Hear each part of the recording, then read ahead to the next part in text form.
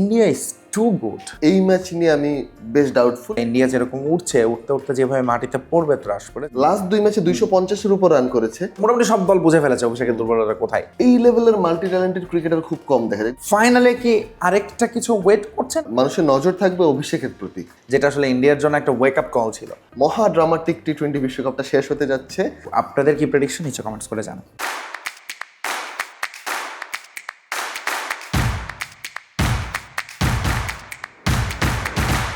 অবশেষে চলে এলো সেই সময়টা, যে সময় আসলে আমাদের মির ভার্সেস মির একেবারে পিকে থাকার কথা, মানে ইন্ডিয়া ভার্সেস নিউজিল্যান্ড। এই তর্কটা মনে হয় ফয়সাল তিতুমিরের সাথে আমি 2021-22 থেকে করছি।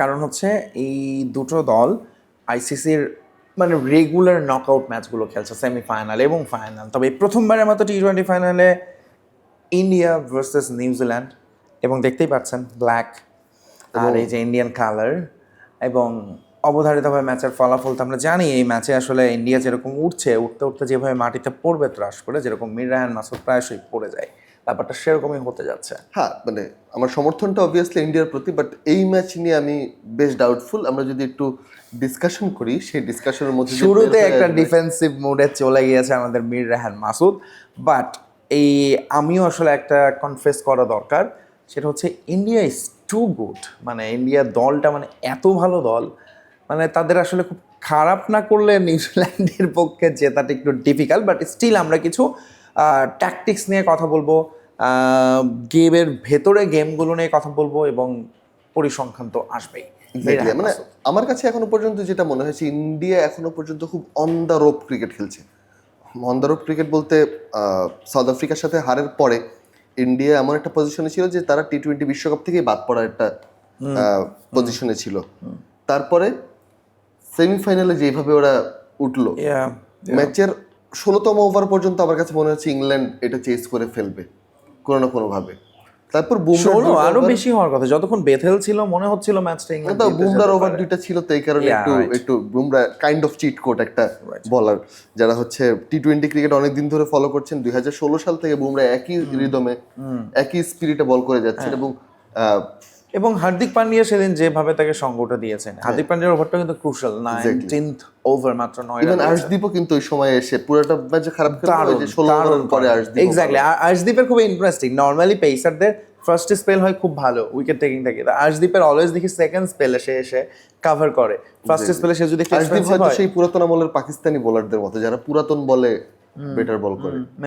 মেবি। আচ্ছা, কিন্তু মুশকিলটা হচ্ছে যে নিউজিল্যান্ড যেভাবে এসেছে, দ্যাট ইজ মানে জীবনেও ঘটেনি এরকম ঘটনা। মানে একেবারে 0 উইকেটে 173 রান, টি-20 ওয়ার্ল্ড কাপের হিস্ট্রিতে একটা রেকর্ড জুটি।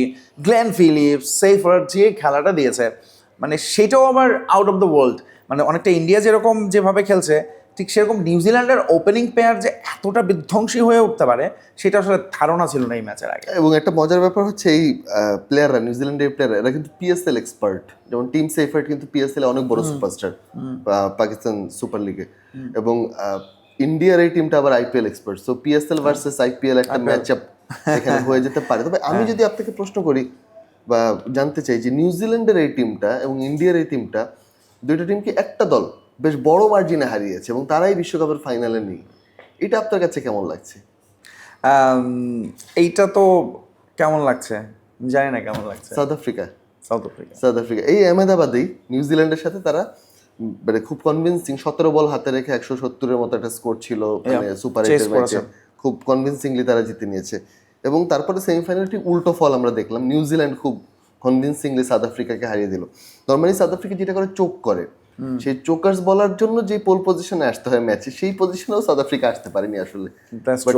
আর আর আর আর রাহান যেটা বলছিলি মাত্রই, যে ইন্ডিয়া খুব রোপের ওপর খেলছে এবং যে ম্যাচটা হেরেছে, এবং সেই ম্যাচটা তারা হেরেছিল এই আহমেদাবাদে সাউথ আফ্রিকার কাছে 76 রানে। আরেকটা কনভিন্সিং উইন ছিল সাউথ আফ্রিকার, যেটা আসলে ইন্ডিয়ার জন্য একটা ওয়েক আপ কল ছিল। এবং তারপর থেকে আসলে তারা যেন হঠাৎ করে টিমটার, মানে ইন্ডিয়ার এই দলটার, মানে আমি যদি হিসাব করি রায়হান, দুটো দলের শক্তিমত্তার পার্থক্য চিন্তা করলে, যেমন ধরেন ভারতীয় দলের প্রত্যেকটা ব্যাটার আমার কাছে মনে হয় তারা 200+ স্ট্রাইক রেটে ব্যাট করতে পারে এবং করে। এবং করেও সেটা। নিউজিল্যান্ডের ক্ষেত্রে এটা 200+ স্ট্রাইক রেট এই ওয়ার্ল্ড কাপে একজনেরই, সেটা হচ্ছে ফিন অ্যালেনের, এবং he has the highest strike rate. In fact 200-র উপরে স্ট্রাইক রেটে ব্যাট করেছেনই দুজন, তারা দুজনই হচ্ছেন একজন ওপেনার ফিন অ্যালেন নিউজিল্যান্ড, আরেকজন ইন্ডিয়ার সঞ্জু স্যামসন। সঞ্জু স্যামসনকে নিয়ে কথা বলি। স্যামসনের আমার মনে আছে পরপর 3টা 100 তিনি করেছিলেন। এই ওয়ার্ল্ড কাপেও তিনি পরপর 3 নাম্বার ম্যাচের সামনে দাঁড়িয়ে দুটো ম্যাচে যা করেছেন, মানে সেটা একেবারে ইন্ডিয়ান ক্রিকেট হিস্ট্রিতে আমার মনে হয় আলাদা করে জায়গা করে নেবে। ফাইনালে কি আরেকটা কিছু ওয়েট করছে নাকি Samson might fail this time? এটা বলা তো খুবই কঠিন, তবে মানুষের নজর থাকবে অভিষেকের প্রতি আরো বেশি। আমার এর মনে একটা হয় বড় না reason অভিষেক- হচ্ছে ফাইনাল ম্যাচ এক, দ্বিতীয়ত হচ্ছে সঞ্জু স্যামসন প্রতিদিন এইভাবে ক্লিক করবে এটা আসলে খুব অবভিয়াস না। তারপর ইন্ডিয়ার এই টিমটা আমি অন্ধারক কেন বলছি, ইন্ডিয়ার এই টিমটা নিউজিল্যান্ডের সাথে যদি আপনি কম্পেয়ার করেন অতটা ব্যালেন্সড না টিম হিসেবে। নিউজিল্যান্ড অনেক ব্যালেন্সড একটা টিম। হ্যাঁ, ইন্ডিয়ার ফায়ার পাওয়ার অনেক বেশি, ইন্ডিয়ার স্টারডম, তারপর হচ্ছে নামের ভারী কি অনেক বেশি, বাট নিউজিল্যান্ডের টিমটা অনেক বেশি ব্যালেন্সড। আপনি যদি দেখেন ড্যারেল মিচেল, আপনি দেখেন Rachin Rabindra, Santner. Glenn Phillips, Santner নিচে নেমে যেভাবে ব্যাট করছেন রিসেন্টলি, ইনসেন একটা ব্যাপার। এবং অধিনায়কত্ব পাওয়ার পর তার মধ্যে দায়িত্বের ভার যেন আরো বেশি প্রস্ফুটিত হচ্ছে, এইটা অনেক বড় একটা বিষয়। আচ্ছা, আমরা যদি আমরা দেখি সূর্য কুমার যাদব অধিনায়কত্ব পাওয়ার পর তিনি যে 360 ডিগ্রি বা এবি ডিভিলিয়ার্স এর পরের ভার্সন হিসেবে পরিচিত ছিলেন, সেটা কিন্তু ঠিক তার ব্যাটিং এ ফুটে উঠছে না। এবং রিসেন্টলি আমরা যদি দেখি ইভেন সেমিফাইনালের মতো বড় ম্যাচেও তিনিই কিন্তু একমাত্র ব্যাটার যিনি ওইভাবে হিট করেননি। ভারত আসলে যেটা নিয়ে চিন্তা থাকবে আমার কাছে মনে হয় বরুণ চক্রবর্তীর পারফরমেন্স। তিনি এখন পর্যন্ত এই টুর্নামেন্টের অন্যতম, মানে যে দলগুলো খেলছে তাদের মধ্যে highest wicket taker, but still তার গত কয়েক ম্যাচের performance, specially last match against England, সব কিছু মিলে বরুণ চক্রবর্তীকে নিয়েই বরং এখন সবচেয়ে বেশি চিন্তা ইন্ডিয়া। চিন্তায় হ্যাঁ থাকা উচিত। এবং আমি একটু আগে তিতুমির ভাইকে বলছিলাম, মানে শো শুরুর আগে, এবারে যে 4টা দল সেমিফাইনালে উঠেছে, তারপর ফাইনালে যে 2টা দল উঠলো, 4টা দলের কোনোটাই আসলে কনভিন্সিং পারফরমেন্স করে এই পর্যায়ে আসেনি, শুধুমাত্র দক্ষিণ আফ্রিকা বাদ। দক্ষিণ আফ্রিকা অলরেডি গন সেমিফাইনাল, তাদের আরও একটা সেমিফাইনালে হার। তবে ইন্ডিয়ার এই টিমটার দেখবেন যে ইন্ডিয়া নাম্বার 1 টি20 দল এই মুহূর্তে ওয়ার্ল্ড কাপ, তাদের নাম্বার 1 বোলার, নাম্বার 1 ব্যাটার, এবং এই তিনটাই টেনশনের বিষয়। Abhishek Sharma out of form, Varun Chakravarthy out of form, India as a team জিততেছে, এটা সমস্যা না, বাট ঠিক ওই যে ফ্ললেস ক্রিকেট যেটা, ওইটা কিন্তু খেলতেছে না। লাস্ট 2 ম্যাচে 250-এর উপর রান করেছে, কিন্তু ইংল্যান্ড যদি একটু এদিক সেদিক হতো সেমিফাইনাল, এই ম্যাচ হারলে আপনার পরে কিছু নেই। ওয়েস্ট ইন্ডিজের সাথেও তাই। তো আপনি এই 2টা ম্যাচ জিতে আসছেন, হয়তো বা আপনি জিতে যেতে পারেন ফাইনাল, কিন্তু এটা ঠিক ওই যে 2023-এর ইন্ডিয়া যেটা হচ্ছে ফাইনালে গিয়ে হেরেছে, ওইটার মতো ফ্ললেস লাগছে না যেটা হচ্ছে ছিল। এবং বরুণ চক্রবর্তীকে নিয়ে কিছুক্ষণ আগে ESPN ক্রিকইনফোতে একটা প্রতিবেদন পড়লাম, যেখানে বলা হচ্ছে he might not make it into the 11 in the final. হ্যাঁ, এটা খুব ইন্টারেস্টিং যে টুর্নামেন্টের আগে শুরুতে আপনি চিন্তাও করতে পারবেন না যে নাম্বার 1 টি20 বোলারকে ড্রপ করা লাগতে পারে। ইন্ডিয়া এখন সেই জায়গাতে দাঁড়িয়ে। এবং ভারতের একটা বড় ব্যাপার, মানে এটা আমি একই সাথে প্রশংসার সুরেই বলবো যে ভারত এই ব্যাপারটা করতে পারে, কারণ অশ্বিন যখন নাম্বার 1 টেস্ট অলরাউন্ডার ছিলেন, সেই সময়ে একটা টেস্ট ম্যাচে আপনার কম্বিনেশনের খাতিরে অশ্বিনকে তারা বেঞ্চে বসিয়েছিল এবং জাদেজাকে খেলিয়েছিল। ইভেন 2023 ওয়ার্ল্ড কাপ, যেখানে মনে করা হচ্ছে যে ভারতের মাটি স্পিন ফ্রেন্ডলি পিচ, সেখানেও কিন্তু আপনার এরকম সোয়াপিং হয়েছে, মূল স্পিনারকে বসিয়ে দেখা গেছে যে কুলদীপকে আজকে আমার দরকার, আজকে আমার অন্য আরেকজন দরকার যার ইউটিলিটি স্পিনটা হয়তো কাজে দিবে। তবে আমার মনে হয় রায়হান, কুলদীপ যদি ইন্ডিয়া ছাড়া পৃথিবীর অন্য যে কোনো দলে থাকতো, তাকে আসলে প্রতি ম্যাচেই ফার্স্ট 11-এ তাকে খেলাতো। কিন্তু কুলদীপের বেচারার কপাল খারাপ, কারণ হচ্ছে বরুণ চক্রবর্তী আছেন সেখানে। আমরা হচ্ছে একটু উপরে যাই এবার, অভিষেককে নিয়ে কথা হচ্ছিল। আমার কাছে মনে হয় যে অভিষেকের আরও একটা ব্যর্থতাই আসতে যাচ্ছে, বিকজ অভিষেক এই টুর্নামেন্টে যে জায়গাটায় তার দুর্বলতা, মোটামুটি সব দল বুঝে ফেলেছে অভিষেকের দুর্বলতা কোথায়। Right hand off spin. এবং নিউজিল্যান্ডের ওই যে ম্যাক কনকি গত ম্যাচে কিন্তু তিনি সাউথ আফ্রিকার একদম ডিকক এবং রিকেলটনকে আউট করে খেলা শেষ। সো এগেন অভিষেক শর্মার এগেনস্টে তিনি আছেন, গ্লেন ফিলিপসের আছে রাইট হ্যান্ড স্পিন। সো এটা হচ্ছে আরেকটা জায়গা। কিন্তু আমার মনে হয় সবচেয়ে আলোচনার বিষয় হবে, আলোচিত চরিত্র আহমেদাবাদের উইকেট চরিত্র। কারণ আমরা রিসেন্ট টি20 ওয়ার্ল্ড কাপে যেটা দেখছি, 200-250 এবং মোটামুটি ব্যাটিং বান্ধব উইকেটই করা হচ্ছে এবং খুব বেশি আপনি যেটা বললেন যে ইন্ডিয়ান উইকেট টার্ন কিন্তু সেভাবে নেই এবং এটা আরেকটা রিজন বরুণ চক্রবর্তীকে ড্রপ করানোর, কারণ বরুণ চক্রবর্তী যেহেতু স্টাম্প টু স্টাম্প বল করেন এবং তিনি যদি টার্ন না পান তাকে কিন্তু ব্যাটসম্যানরা খুব সহজে রিড করতে পারছে। এবং অভিষেক এর আলাপটা দিয়ে শুরু করি, এটা খুব অবভিয়াস। আপনারা যদি 2012, 13, 14 এই সময়টার ক্রিস গেলের কথা মনে করেন, এই সময় তিনি বিধ্বংসী একজন ব্যাটার ছিলেন, বাট সেই ক্রিস গেল কিন্তু বাংলাদেশের সাথে খুব ভুগতেন। সোহাগ গাজী এবং হ্যাঁ, এবং মোহাম্মদ হাফিজ পাকিস্তানের, এই দুইজন বলার তাকে রীতিমতো নাকানি চুবানি খেয়েছেন ওই সময়। এর কারণ হচ্ছে তিনিও কিন্তু এই টাইপের হিটার যারা হচ্ছে দাঁড়িয়ে থেকে হিট করতে পছন্দ করেন, তাদের জন্য অফ স্পিন খেলাটা এমনিতেই কঠিন, কারণ ব্যাটের ফ্লোটা ওইভাবে কাজ করে না, বলের যে স্লোনেস সেটার সাথে মানিয়ে নিতে তাদের সময় লাগে। তো অভিষেক শর্মার যে এই যে লুপহোল, যে অনেক বড় এটা খুব একটা চমকপ্রদ কিছু না, মানে খুব নতুন আবিষ্কার হয়েছে এরকম কিছু না, কিন্তু অভিষেকের উচিত ছিল, বেইং এতদিন ধরে তার গ্রুমিং আপ হয়েছে এবং সে কিন্তু এমন না যে 18-19 বছর বয়সে স্টার হয়েছে, সে একটা ম্যাচিউর প্লেয়ার, 25-26 বছর বয়সে এসে জাতীয় টিমে থিতু হয়েছেন, তার উচিত ছিল এই বিষয়ের দুর্বলতাটা অনেক আগেই কাটিয়ে ওঠা। না, তাকে আমি যেটা দেখছি সমস্ত ইন্ডিয়ান অ্যানালিস্টরা, কমেন্টেটররা বলছেন যে Abhishek stay there for at least 2 over, তুমি 2টা ওভার তোমার নিজের ক্যারেক্টারটা থেকে বাইর হও, একটু দেখো। কিন্তু অভিষেক যেটা করছেন তিনি একেবারে তার ক্যারেক্টার আছে ফার্স্ট বল থেকে সে হিট করবে, টিম মিটিং এইটাই বোধহয় তাকে টিমের মেসেজটাও বোধহয় তাকে এটাই দেয়া আছে। বিশেষ করে সঞ্জু আর ঈশান, এবং অভিষেক মানে ব্যাটসম্যান রাহান মানে এতদিন ধরে ব্যর্থ হবে এটাও কিন্তু আবার একটু বাড়াবাড়ি, সে কিন্তু আসলে ক্লিক করার টাইম হলেও হতে পারে ফাইনালে হতে পারে। একজন ক্রিকেটারের নাম আপনি বলছিলেন, গ্লেন ফিলিপস। ইন্টারেস্টিংলি আমার কাছে মাঝে মধ্যে মনে হয় তাকে যদি অ্যাস্ট্রোলজি শেখানো হয় সে সেটাও পারবেন, তাকে যদি সিদ্দিকা কবিরস রেসিপি অনুষ্ঠানে ডাকা হয়, রান্না করতে বলা হয়, সে সেটাও করে দিবেন। মানে একটা ক্রিকেটার একই সাথে উইকেট কিপিং পারেন, বল করছেন, ব্যাট করছেন, দুর্দান্ত ফিল্ডার, কাউন্টিতে ওই তাদের ঘরোয়া লিগে অধিনায়কত্ব করেছেন। এই লেভেলের মাল্টি ট্যালেন্টেড ক্রিকেটার খুব কম দেখা যায়, একদম সব্যসাচী ক্রিকেটার যেটাকে বলে।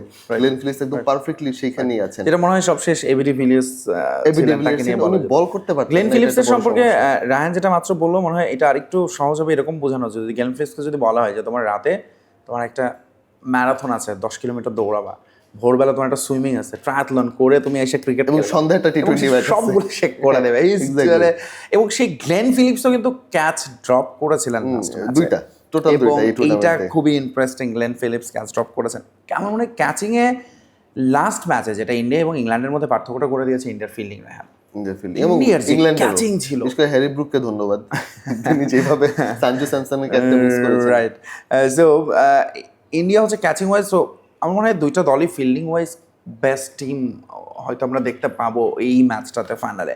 কিন্তু নিউজিল্যান্ডকে কেন এগিয়ে রাখবো আমি, বিকজ অফ ওই যে একটা দল হিসেবে নিউজিল্যান্ড আসলে তারা অনেক বেশি আমার কাছে মনে হয় ক্যালকুলেটিভ, এবং ইন্ডিয়া যেরকম অনেক জায়গায় অনেকটা ইমোশনালি ড্রিভেন মনে হবে, নিউজিল্যান্ড সেরকম কখনোই না। এবং ধরেন নিউজিল্যান্ড এমন একটা দল, ধরেন ইকুয়েশন যে 10 বলে 2 রান লাগবে ইন্ডিয়ার, এই সময়ও নিউজিল্যান্ডের গেম ট্যাকটিক্স থাকে কীভাবে 10 বল থেকে 2টা রান আটকানো যায়, এবং তারা they can do that even. এবং তাদের ধরুন যে ছোট ছোট কন্ট্রিবিউশন থাকে, খুব বিগ নেম হয়তো নেই রাহান এগেন ইন্ডিয়ার মতো, বাট ওই যে স্যান্টনারের ধরেন 13 রান 5 বলে 13 একটা ইনিংস খেলে দিবে। তারপরে ধরুন গ্লেন ফিলিপস হয়তো 1 বা 2 ওভার হাত ঘুরাবেন, এবং ম্যাককনকে সেই দিন দেখেন 2 ওভারের পরে আর বল করেননি। সো নিউজিল্যান্ডের এই ছোটো ছোটো যে যার রোলটা না তারা খুব ভালো জানেন আর কি করতে হবে, এবং সেটা যদি তারা ঠিকঠাক করে বসতে পারেন। এবং ইন্ডিয়াকে যে জায়গাগুলো আমার মনে হয় তারা সবচেয়ে যেটা করে মনে হয় পড়াশোনা করে অনেক। গ্লেন ফিলিপস বোধহয় আরেকজন আপনি বললেন না যে সে বোধহয় পিএইচডি করতে হলে পিএইচডি করবে, সে এখন পড়াশোনা করছে। তাদের যে অধিনায়ক সে কিন্তু ফুল টাইম গলফার স্যান্টনার, তার ইনস্টাগ্রাম প্রোফাইলে দেওয়া পার্ট টাইম ক্রিকেটার। কিন্তু প্রশ্ন হচ্ছে রাহান, আপনি একজন ইন্ডিয়ান সমর্থক হিসাবে ইন্ডিয়ার মাটিতে 2023-এর পরে 2026-এ আরেকটা হার্টব্রেক কি নিতে পারবেন? এটাকে নিতে পারবে পুরো ইন্ডিয়া, আহমেদাবাদের 1 লাখ দর্শক? এটা ওরা নিতে পারবে কি না আমি জানি না, বাট আমার কাছে এখন মানে খুব অনেস্ট পয়েন্ট অফ ভিউ থেকে বলি, টি20 বিশ্বকাপ, champions trophy, one day world cup সবকিছু খুব ওভারওয়েলমিং লাগে মাঝে মধ্যে। কে কোনটা চ্যাম্পিয়ন, কে কোন ফাইনাল খেলছে, প্রতি বছর বিশ্বকাপ, এই চ্যাম্পিয়ন্স ট্রফিরই তো ফাইনাল খেললো ইন্ডিয়া প্রতি বছর একটা করে ফাইনাল খেলতেছে। 2023 থেকে 23-এ একটা, 24-এ একটা, 25-এ একটা, 26-এ একটা, 4 বছর 4টা ফাইনাল খেলতেছে। এবং আমরা ট্র্যাক যদি রাখি এর মধ্যে 2টা টি20, 2টা ওয়ানডে ফরম্যাটের গ্লোবাল টুর্নামেন্ট, গ্লোবাল যেটাকে বলে 10টা টিম বাট গ্লোবাল, ওকে সমস্যা নেই। আবার ধরেন একই সাথে আমরা যদি এই চিন্তাও করি যে মনে হচ্ছে অনেক ওভারডুইং হয়ে যাচ্ছে, 28ই আর একটা টি20 বিশ্বকাপ, সেখানে আবার কে খেলবে অলরেডি কথা হয়ে চলে আসছে, ওখানে অধিনায়কত্ব কে করবেন, পাকিস্তানের টিম কেমন হবে, এইসব আলোচনা চলে আসছে, বাংলাদেশ খেলতে পারবে কিনা সরাসরি কোয়ালিফিকেশন। না আগে মানে আমরা তো যেটা অভ্যস্ত যে 4 বছর পর পর একটা বিশ্বকাপ, হ্যাঁ দ্যাটস ইট। পরে টি20 যুক্ত হলো, কিন্তু সেটাও আসলে এতটা গুরুত্বও পেত না বা এত রেগুলারও ছিল না। ইভেন মানে অনেকটা সোনার ডিম পাড়া হাঁসের মতো গল্পটা যে ছিল, সেই গল্পের মতোই আমরা দেখতেছি প্রতি হাঁসটাকে বছর। মেরে ফেলার চেষ্টা করছে আইসিসি। নট লাইক দ্যাট, এখন যেহেতু রেভিনিউ তো আর্নিং হচ্ছে অবভিয়াসলি। আপনি যদি 2016 থেকে চিন্তা করেন, 2016 থেকে শুধুমাত্র 2016 পরে 18-র গ্যাপটা আমরা পেয়েছি, এরপরে 21-এ একটা হলো, কারণ 2020-এ করোনা ভাইরাস ছিল, 22, 24, 26, এবং এই সময়ের মধ্যে যে কয়টা দল, মানে অস্ট্রেলিয়াকে এখন আমরা বলছি তারা টি20 ক্রিকেটকে গুরুত্ব দিচ্ছে না, তারা কিন্তু 2 বিশ্বকাপের আগের চ্যাম্পিয়ন। পাকিস্তানকে আমরা বলছি তারা আউট অফ ফর্ম, তারা এক বিশ্বকাপ আগের ফাইনালিস্ট। মানে এই ধরনের ঘটনাগুলো খুব রিপিটেটিভ, এবং এই বিশ্বকাপে আমরা কিন্তু এর ঠিক আগের সাথেই বলছিলাম যে গত বিশ্বকাপের মতো এবারও ইন্ডিয়া সাউথ আফ্রিকা ফাইনাল হতে পারে কিনা, এই ধরনের আলাপ। না I agree, I totally agri. So এই হার্টব্রেকগুলো আমার মনে হয় আগের মতো, যেমন আমি বেন স্টোকসের বিদায় নিয়ে একবার মানে খুব মানে হৃদয় বিদারক একটা স্ট্যাটাস লিখেছিলাম, আমার এখনো মনে আছে।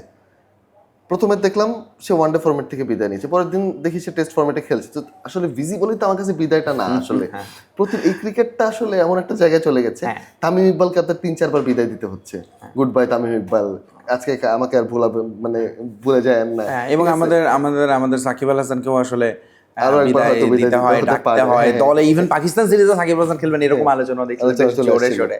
অলরাইট, যে কথাটা বলছিলাম, এটা একটা বড় উদাহরণ। রাইট, যে কথাটা বলছিলাম যে আহমেদাবাদে দর্শক সমর্থন অবশ্যই ইন্ডিয়ার দিকে থাকবে, এবং এটা একটা বিরাট বড় এমন শব্দ হয় যে আপনি রিভিউ নিতে পারবেন না, অপোনেন্ট ক্যাপ্টেনরা, যে আসলে ঠিক কী হচ্ছে মাঠে, শব্দ হয়েছে কিনা সেটা শোনা যায় না, একজন আরেকজনকে ডিরেকশন দিতে পারেন না। কিন্তু একই সাথে এক একটা বাউন্ডারির সাথে বা ভারতের একটা উইকেটের সঙ্গে যে পিনপতন নীরবতা নামে ওয়াংখেড়ে তো সেদিন টেলিভিশনে শুনছিলাম, মানে সেটাও না খুবই অদ্ভুত, মানে নিঃশব্দতার শব্দ, এবং এরকম একটা 1 লাখ স্টেডিয়ামে যখন কোনো শব্দ হয় না, মানে এটা না একটু অদ্ভুত লাগে না? অদ্ভুত। আচ্ছা, সো আমরা মনে হয় একটু প্রেডিকশন টাইমে চলে আসি শেষ দিকে। India versus New Zealand, Raihan, India তো হারবে, আরেকটা হার্টব্রেক হবে বলে মনে হচ্ছে। ইন্ডিয়া অন্তর আরো একবার হয়তো জিতে যেতে পারে ইন্ডিয়া, যেহেতু এবার মানে অন্তরও খুব ভালো দৌড়াচ্ছে, দড়ির উপর দৌড়াতে দৌড়াতে ফাইনালটাও জিতে যেতে পারে। তবে আমি নিউজিল্যান্ডের একজন প্লেয়ারকে আলাদা করে কথা বলতেই হবে, সেই প্লেয়ারের কথা নাম বলতেই হবে, সেটা হচ্ছে ম্যাট হেনরি। ম্যাট হেনরি হচ্ছে এমন একজন প্লেয়ার যে নিউজিল্যান্ডের ইতিহাসের আমার কাছে মনে হয়, মানে বড় বড় ক্রিকেটারদের তো নাম জানি নিউজিল্যান্ডের, আমরা জিও ফেলট, রিচার্ড হেডলি, বড় বড় নাম যারা হচ্ছে বিভিন্ন সময়, শেইন বন্ড, তাদের চেয়েও আমার কাছে মনে হয়েছে ম্যাট হেনরি বিশ্বকাপের মঞ্চে, ওয়ানডে হোক টি20 হোক, নিউজিল্যান্ডের জন্য একজন ক্লাস পারফর্মার। এবং 2019 বিশ্বকাপের কথা আপনার মনে আছে, কিভাবে ইন্ডিয়ার প্রথম 3 জনকে ধসিয়ে দিলেন তিনি সেই সুইমিং কন্ডিশনে। ইভেন এই কন্ডিশনে, ওখানে হিট দ্য ডেক বলার তো তাদের কন্ডিশন লাগে না। আর এই উইকেট আসলে ওইটাই যে যত হার্ড বল করতে পারবে, এবং সেই জায়গাটা এমন হয় লকি ফার্গুসন আর ম্যাট হেনরি দুজনে আসলে খুব দারুণ কার্যকর। লকির উপর আমার অনেক আশা, লকি যদি 40-50 রান দিয়ে দেয়, 50-60 রান দিয়ে দেন, ইন্ডিয়ার জন্য একটু সহজ হয়। তবে Matt Henry is the bowler যাদেরকে ইন্ডিয়া একটু দেখে খেলবে আমার কাছে মনে হয়।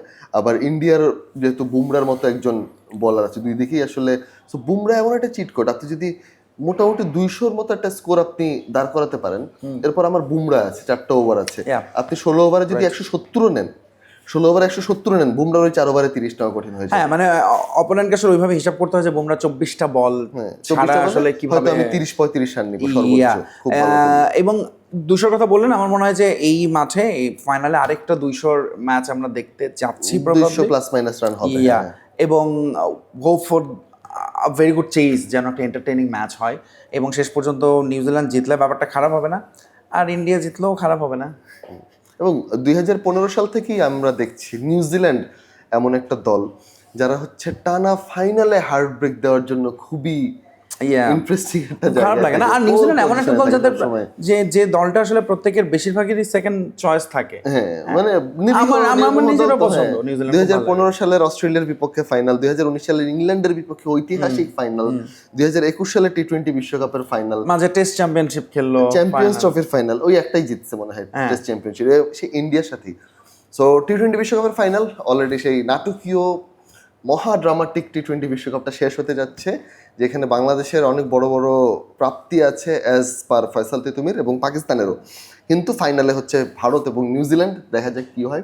আমি ভারতের পক্ষে, তবে আমার প্রেডিকশন আসলে তিতুমির ভাই যাই বলুক, আমার প্রেডিকশন হচ্ছে 55-45 ভারত।